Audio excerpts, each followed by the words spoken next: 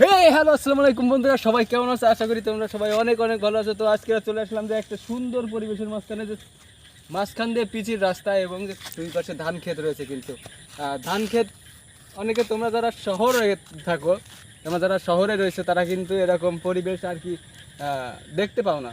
কারণ কি শহরে কিন্তু সবসময় যানবাহন, ঘর বাড়ি, দালান, বিল্ডিং এসব দেখতে পাও, কিন্তু আমাদের মতো গ্রামের মতো পরিবেশে এসব কি ক্ষেত খামার অথবা এসব রাস্তা এরকম প্রাকৃতিক পরিবেশ তোমরা কিন্তু দেখতে পাও না। তো আজকে তোমাদের আমি দেখাবো ধানবুর মধ্যে নেমে দেখাবো তোমরা। তো আসো আমি একটু ধানবুর মধ্যে নেমে, এই যে এখান থেকে এই যে ধানবুই। তো এই ধানগুলো যখন লম্বা লম্বা হবে, প্রায় এরকম আমার মাথার সমান হয়ে যাবে, তখন কিন্তু অনেক সুন্দর লাগবে।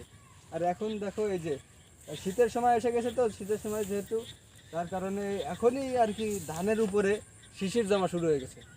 তো এত সুন্দর একটা পরিবেশ, একদম মনে হচ্ছে যে মন ফ্রেশ হয়ে যাবে। যার যার মন খারাপ থাকবে তোমরা সবাই প্রাকৃতিক পরিবেশের মধ্যে যাই ঘুরে আসবা, তাহলে কিন্তু তোমাদের অনেক অনেক ভালো লাগবে এবং মনটা ফ্রেশ হয়ে যাবে। তো আসো সামনের দিকে যাই আমরা।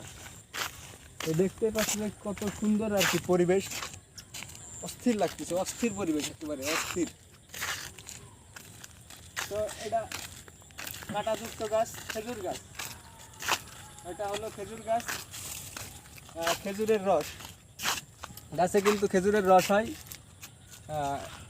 এখন তো সময় না, খেজুরের রসের সময় না, যার কারণে এখন হবে না।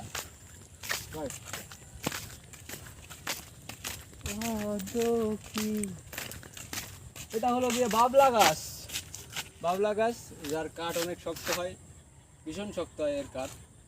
আমরা যখন ছোট ছিলাম, আমরা ছোট থাকতে কিন্তু এই বাবলা গাছের যে ডাল আছে, বলে গেছে এই যে ডালের এই যে দুইটো ফাঁকা রয়েছে, এইটা দিয়ে কিন্তু গুলতি বানাতাম। রাবার দিয়ে যে গুলতি থাকে, সেই গুলতি বানিয়ে কিন্তু আমরা পাখি মারতাম।